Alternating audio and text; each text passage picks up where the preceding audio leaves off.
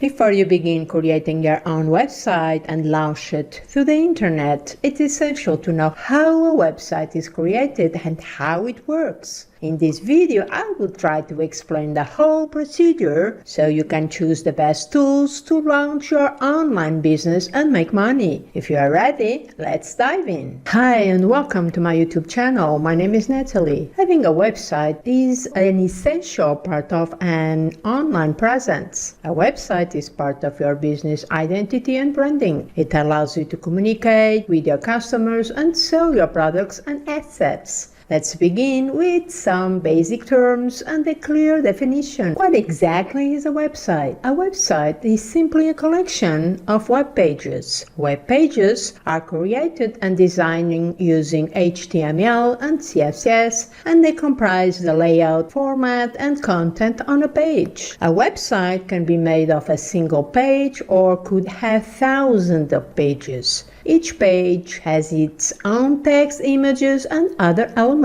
They are all arranged in a folder and stored on your web host server. A web server is an internet-connected computer that receives the request for a web page sent by the browser. The browser itself connects to your computer to the server through an IP address done automatically. You will need to choose a hosting provider and buy a plan. When you purchase an hosting plan, a hosting company provides space in its data center for your website placement. You will find a huge amount of different hosting companies, although if you want to choose the one that fits your needs the best.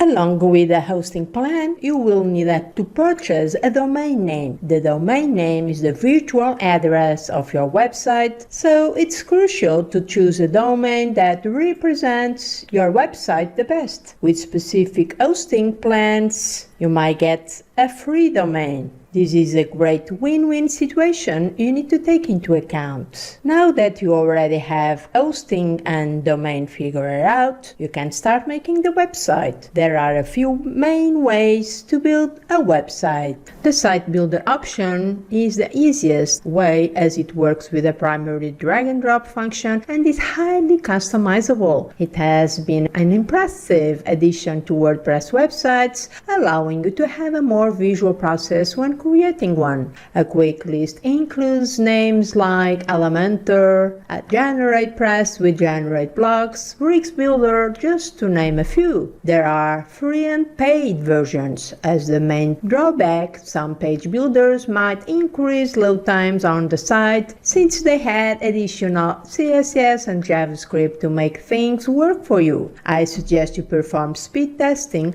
before and after installing a page builder. Number 2, using a content management system. The second option is building a website with a content management system. There are plenty of different CMS like Joomla, Drupal, but none of them beat WordPress. Around 45% of the internet is powered by WordPress, and it's definitely the most popular CMS out there. Most CMS, like WordPress, use a database to store the information. One of the great benefits of having a database is when you make updates to the website, the CMS takes those updates and files them away in the database, improving performance, better load times. If you use a CMS without a database, it is called a flat file CMS or static content. However, if you intend to create dynamic content website, you will need a database. So this structure makes it easy to control the layout, functionality, and features. WordPress uses PHP on your hosting server and uses SQ database to store the data. In fact, items stored in a WordPress database include, for example,